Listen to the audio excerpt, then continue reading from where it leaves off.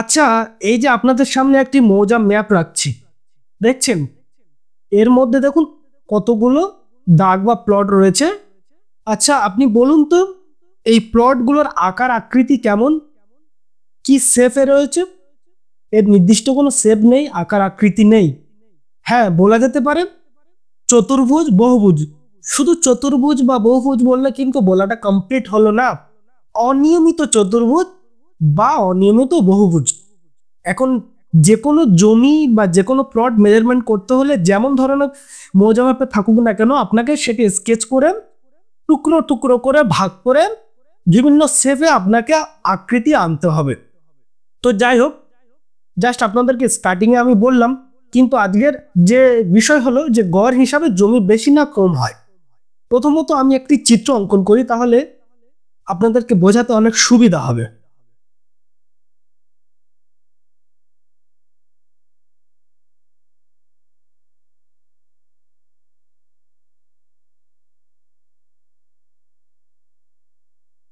এই একটি বাহু যার পরিমাপ 110 ফিট, এটা ফিটের চিহ্ন বা ফুটের চিহ্ন, এটা 70, 180।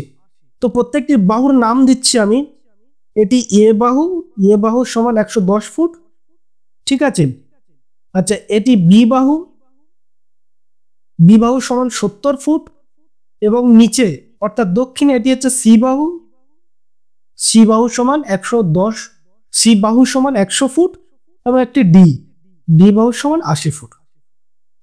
আচ্ছা, গড় হিসাবে জমি বেশি না কম হয়, এখন বেশি না কম সেটা আমরা বুঝবো কিভাবে বা জানবো কিভাবে? তো তার একটি কি মানদণ্ড রয়েছে, তার আগে আমরা গড় হিসাবটা এখানে বের করব।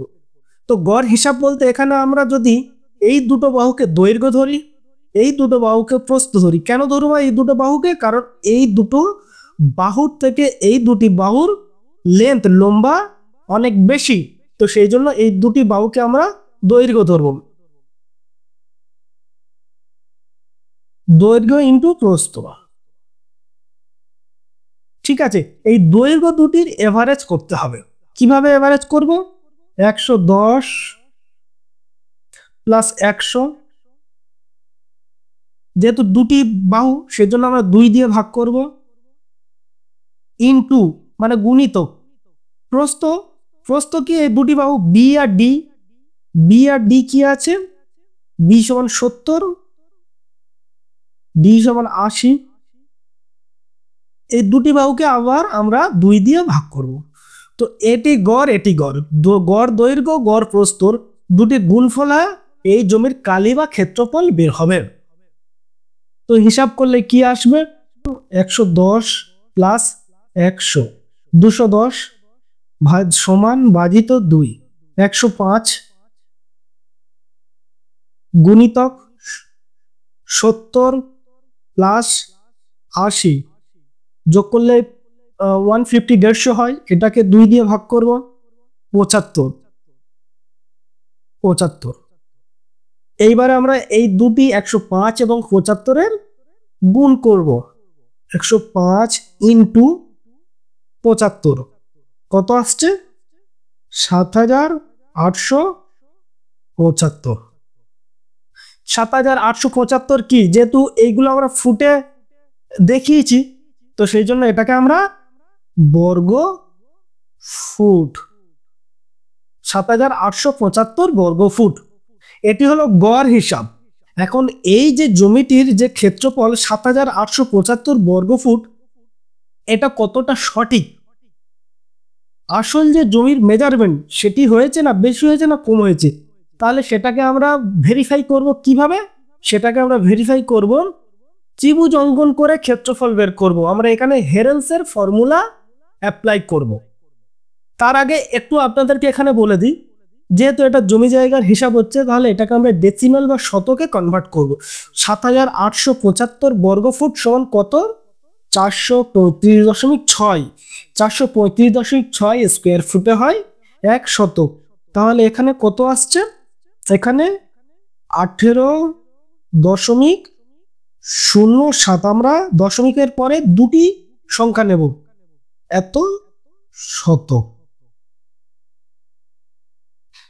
ভিউয়ার্স, এটি হলো গড় হিসাব। গড় হিসাব। এই জমির আমরা কতটুকু পেয়েছি, এই জমির পরিমাণ 18.07 শতক। ঠিক আছে, এই পরিমাণটা পেয়েছি। এখন এইটা কতটা সঠিক, বেশি না কম, সেটাকে আমরা ভেরিফাই করব কিভাবে, কি দিয়ে, কোন ফর্মুলা দিয়ে, সেটাকে আমরা ভেরিফাই করব হেরেন্সের ফর্মুলা দিয়ে। এই ফর্মুলা বা সূত্র, এটা দিয়ে আমরা ভেরিফাই করব। তাহলে এটাকে আমরা কি করব, এই যে ড্রয়িংটা করেছি এই জমির এরিয়া, এটাকে আমরা একটা কর্ণ থেকে আরেকটা কর্ণে একটা বাহু অঙ্কন করে নেব, বা এটা থেকে এইটা।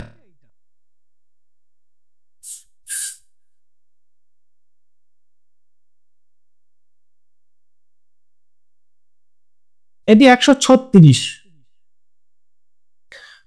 এই যে লম্ব টেনেছি, এই যে এই কর্নার থেকে এই কর্নারের ড্রয়িং করেছি যাতে দুটি ত্রিভুজ অঙ্কন হয়। ঠিক আছে, এটির নাম দিলাম এম। এম এর মান কত, এম এর মান হচ্ছে 136 ফুট।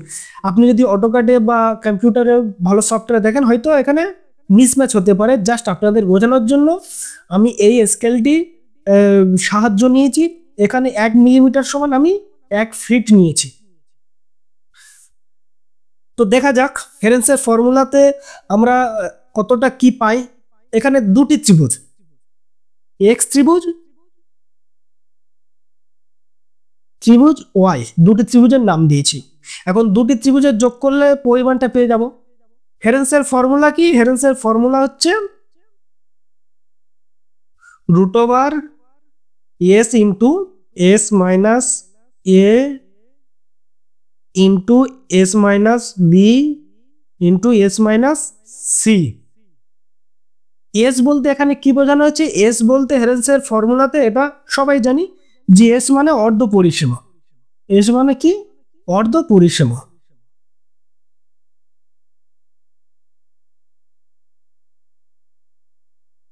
তো আমরা ত্রিভুজ এক্স এর হিসাবটা করব, এই ত্রিভুজ এই এক্স এর হিসাবটা করব। এখানে এ হচ্ছে কি 110, বি 70, আর এমটাকে আমরা এখানে সি ধরবো, যে একটি ত্রিভুজের আমরা হিসাব করছি। তো এখানে এস কত আসছে, 110 প্লাস 70 প্লাস 136, 2 দিয়ে ভাগ করবে যেহেতু অর্ধ পরিসীমা। কতটা আসবে, 158 হচ্ছে অর্ধ পরিসীমা। তাহলে এখানে আমি যদি ফর্মুলা অনুযায়ী বসিয়ে দিই, 158 ইন্টু 158 মাইনাস এ সমান কত, এ সমান 110 ইন্টু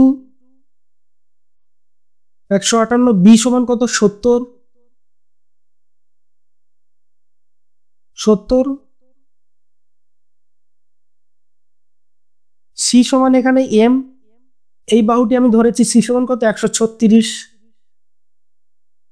ত্রিভুজ এক্স, এক্স এর পরিমাণটা আমরা বের করছি। তাহলে এই ক্যালকুলেশনটা যদি আমরা বের করি, আমি ক্যালকুলেটারে বের করে নিয়ে একসঙ্গে হিসাবটা বা পরিমাণটা বসিয়ে দিচ্ছি।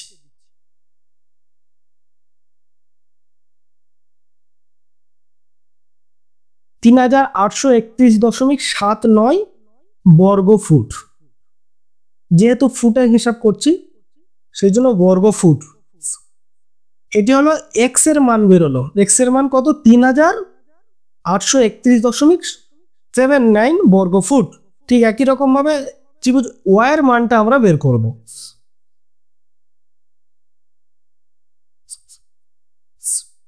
একই formula, S into S minus A into S minus B into S minus C.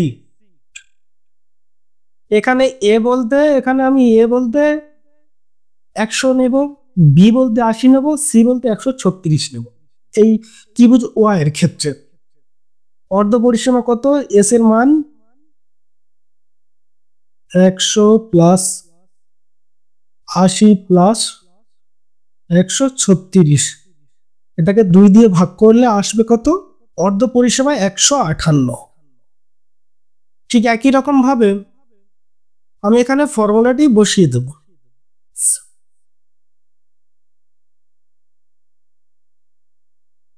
তাহলে এর মান কত বের হবে? এর মান কত আসছে? এর মান ক্যালকুলেশন করে আসছে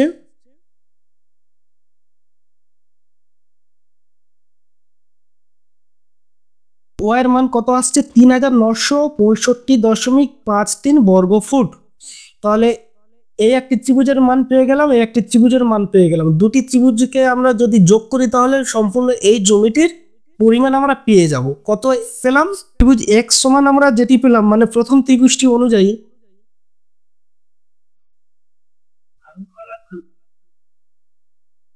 3831.79 বর্গ ফুট। আবার ত্রিভুজ ওয়াই সমান